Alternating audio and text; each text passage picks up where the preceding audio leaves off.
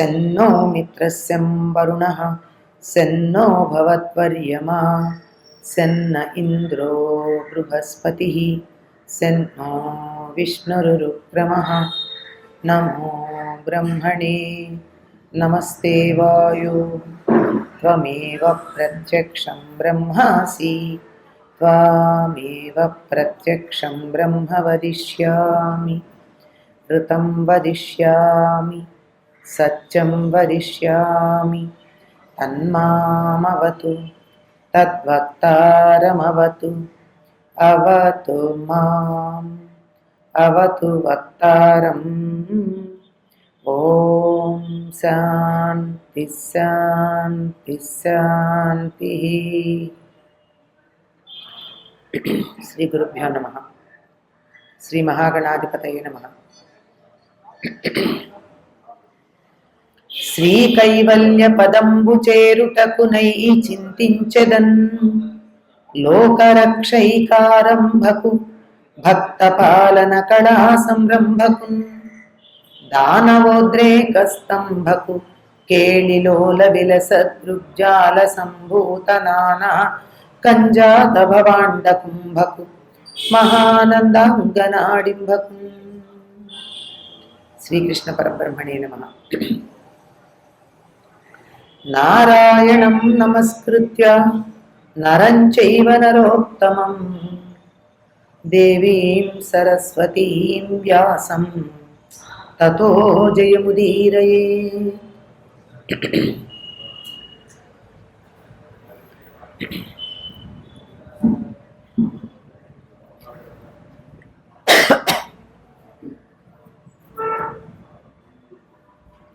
సనస్సుజాతుల వారు ధృతరాష్ట్రుడు అడిగినటువంటి ప్రశ్నలకి సమాధానాలు చెప్తున్నారు.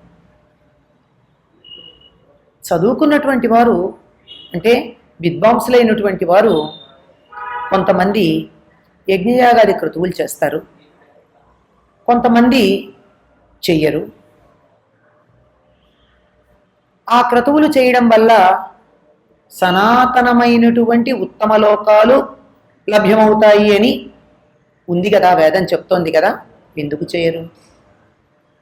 మరి కొంతమంది కర్మాచరణం చేసి ఉత్తమ లోకాలు పొందుతూ ఉన్నారు, కొంతమంది తెలిసి కూడా చేయకుండానే ఉండిపోతున్నారు. దీని మధ్య ఉన్నటువంటి వైరుధ్యం ఏమిటి?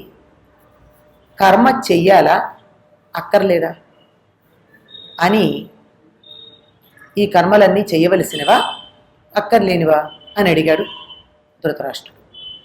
అప్పుడు ఆ కర్మలలో ఉన్నటువంటి తేడాలు, ఈ కర్మలన్నీ అస్థిరాలని, కర్మ ఫలాలు అవి పుణ్యఫలాలైనా పాపఫలాలైనా అస్థిరాలేనని, ఎందుకు అంటే కర్మ చేసినటువంటి ఫలితం మంచిదైతే మంచి లోకాల్లోనూ, చెడుదైతే చెడు లోకాల్లోనూ ఆ ఫలాన్ని అనుభవించి తరువాత మళ్ళీ తిరిగి రావడం జరుగుతోంది గనక ఆ కర్మఫలం శాశ్వతం కాదని, అందువల్ల శాశ్వతమైనటువంటిది చేసేటటువంటి వాడు ఏం చెయ్యాలి? కర్మల యొక్క ఫలాన్ని ఆశించకుండా చేయాలి. కర్మ సన్యాసం కాదు చేయవలసింది, కర్మ ఫల సన్యాసం. నేను చేసేటటువంటి పని యొక్క ఫలితం నాకొద్దు అనుకోవాలే తప్ప నేను పని చెయ్యను అని అనుకోవడానికి వీల్లేదు. అన్నింటికన్నా ముందు ఇంతకుముందు చెప్పాడు కర్మారంభ పరిత్యాగి అని చెప్పి మనకి భగవద్గీతలో చెప్పినట్టే కర్మ ఫలోదయ అని ఇందులో చెప్పడం జరిగింది ప్రారంభంలో. అంటే కర్మలని ప్రారంభించటం అన్న కర్మోదయ, కర్మోదయ కర్మలని మొదలు పెట్టకూడదు. మొదలు పెట్టకూడదు అంటే ఉన్న చోటు నుంచి కదలకుండా మొద్దు స్వరూపాల్లాగా కూర్చోమని అర్థమా? కాదు. ఈ పని నేను చేస్తాను, దీని యొక్క ఫలితం నాకు కావాలి గనక ఇది చేస్తానని మొదలు పెట్టకూడదు. అలా గనక మొదలుపెట్టినట్టయితే వాటి తాలూకు సత్ఫలితాలు దుష్ఫలితాలు రెండూ కూడా అనుభవించవలసి వస్తుంది. దీనికి ధృతరాష్ట్రుడి కాలంలోనే ఒక బ్రహ్మాండమైన ఉదాహరణ ఉంది. ధర్మరాజు నేను రాజసూయ యాగం చేస్తాను అన్నాడు. రాజసూయ యాగం చేస్తే కష్టం, విదురు ఉన్నటువంటి పెద్దలు చెప్పారు అక్కడ. ఎవరైతే రాజసూయం చేస్తారో వాళ్ళందరికీ శత్రువులు పెరుగుతారు, రాజులందరితో శత్రుత్వం వస్తుంది, చాలా కష్టపడాలి అంటే మా నాన్నగారి కోరిక కదా నేను చేస్తానన్నాడు. ఇది సొంత నిర్ణయం. ఫలితం ఏమైంది? శిశుపాల వధ జరిగింది. అప్పుడు ఏం జరగాలి? ఈ రాజసూయ యాగం చేసిన దానికి ఫలితంగా రాబోయేటటువంటి జనక్షయ కార్యానికి ధర్మరాజు కర్త అవుతాడు. అలా కాకుండా ఉండాలి అంటే ఇంతకుముందు చేయలేదు కానీ ఇంక నుంచి నువ్వు ఒక పని చెయ్యి. ఏమంటే ఎవరు ఏమడిగినా నేనే అడిగాననుకుని అవునంటూ ఉండు, అప్పుడు నీకు ఈ ఫలం అంటదు. ఎలాగో యుద్ధం జరుగుతుంది, జనక్షయం జరుగుతుంది, కానీ అప్పుడు ఎదుటి వాళ్ళు అడిగినందువల్ల నువ్వు చేశావు గనక ఆ ఫలం నీకు రాదు అన్నాడు. అందుకే కదా జూదానికి రమ్మంటే వచ్చాడు, ఆడాడు. ఏం పందెం పెట్టమంటే దాన్ని అన్నిటికన్నీ తల ఊపాడు. అరణ్యవాసానికి వెళ్ళాడు, అజ్ఞాతవాసానికి వెళ్ళాడు. ఇప్పుడు కూడా ఏమంటున్నాడు? మీరు ఇస్తానన్నారు కదా రాజ్యం, ఇవ్వండి అన్నాడు. నేను అడుగుతున్నాను, ఇవ్వమన్నా. ఇస్తానన్నాడు కదా 13 ఏళ్ళు అయ్యాక, అన్నారు కనుక ఇవ్వండి అన్నాడు. అంటే ఇంత జరిగితే కూడా ధర్మరాజు కారణంగా జరగబోయేటటువంటి యుద్ధంలో ధర్మరాజుకి ఎటువంటి పాపము అంటదు. అట్లా అంటకుండా ఉండడానికి కలిగినటువంటి కారణం ఏమిటి? కర్మ ఫలత్యాగం. కర్మత్యాగం కాదు. ధర్మరాజు అరణ్యవాసం చేశాడు, అజ్ఞాతవాసం చేశాడు, ఇదిగో రాయబారానికి పంపిస్తూ ఉన్నాడు. ఆ తర్వాత యుద్ధము చేస్తున్నాడు. ఆ యుద్ధం అంతా ధర్మరాజు పేరు మీదే జరగబోతూ ఉంది. కర్మ ఎక్కడా మానల, వదిలింది ఎక్కడా? కర్మ ఫలత్యాగం. దీనికి మనం అనేకమైన ఉదాహరణలు చెప్పుకున్నాం. కర్మఫలత్యాగం ఎట్లా ఉంటుంది అంటే, పిల్లల్ని పెంచడమే బాధ్యత కనుక 18 ఏళ్ళలో 20 ఏళ్ళలో మన కర్తవ్యంగా వాళ్ళని పెంచాలి. అయిన తర్వాత వాళ్ళ జీవితాల్లో మనం జోక్యం చేసుకోకూడదు. ఇది ధర్మం. అవసరమైతే సాయం చేయాలి, అంతేగాని ఆడపిల్లల తల్లులు ఈ మధ్య మన టీవీలో వచ్చే సీరియల్స్ పుణ్యమా అని చెప్పి ప్రతిదానికి ఇక్కడి నుంచి చెవిలోని జోరీ ఒకటి ఉంటుంది కదా, జోరీ అంటే సెల్ ఫోన్, దాని పుణ్యమా అని అత్తగారులని ఆడబడుచుల్ని భర్తని ఎలా ఏడిపించాలో ఇక్కడి నుంచి ఇస్తూ ఉంటారు. ఇవన్నీ చేయకూడదు. లేదా అక్కడ అత్తగారు కొడుకుకి ప్రేరణ చేసి కోడల్ని ఎట్లా బాధించాలో చెప్పకూడదు. ఈ రెండు ఉన్నట్టయితే చాలా బాండి కుటుంబాలన్నీ ఎంత బాగుంటాయి.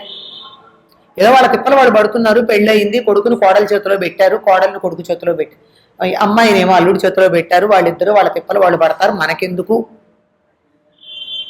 అని పెద్దవాళ్ళు ఊరుకోగలిగితే, వాళ్ళకి ఏదన్నా అవసరమైనప్పుడు సూచనలు ఇవ్వగలిగితే, మనకేదన్నా వాళ్ళు చేసేది తప్పేమో అని అనుమానం కలిగితే, ఏమో నాకు ఇట్లా అనిపిస్తోంది, తర్వాత నీ ఇష్టం అని చెప్పగలిగితే, మన మాట వినకపోతే కోపం తెచ్చుకోకుండా మీ ఇష్టం నాయన అనగలిగితే, లౌకిక వ్యవహారాల్లోనే మనకి శాంతి దొరికేటప్పుడు ఆధ్యాత్మికమైన ప్రశాంతత దొరకదా ఈ రకంగా సాధన చేస్తే? ఇక్కడ మొదలుపెట్టండి సాధన, అక్కడ ఫలితం వస్తుంది.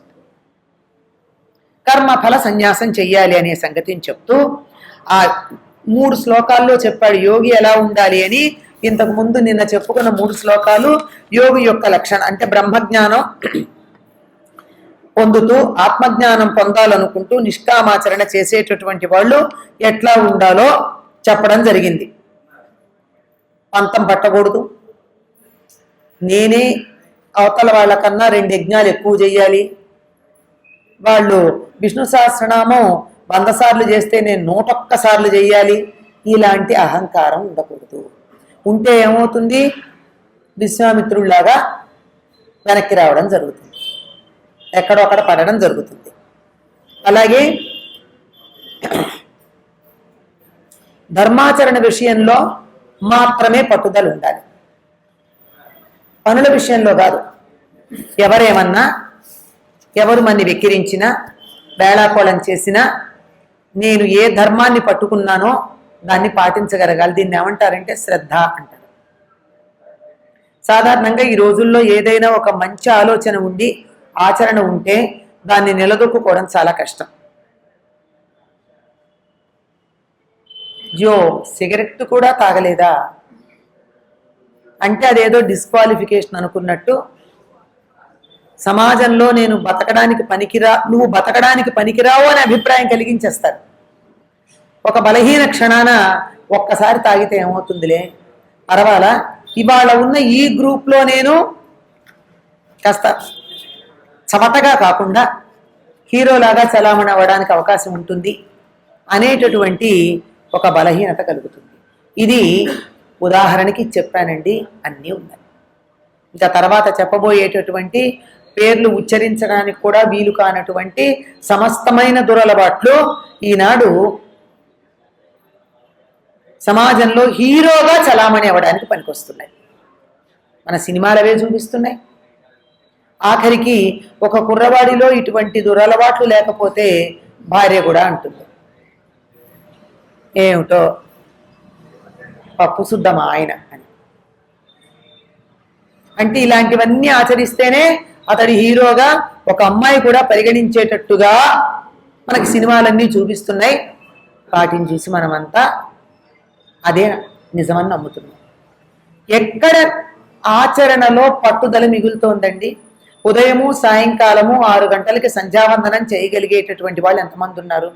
అసలు సంధ్యావందనం చేసే అలవాట్లు ఎంతమందికి ఉందో అసలు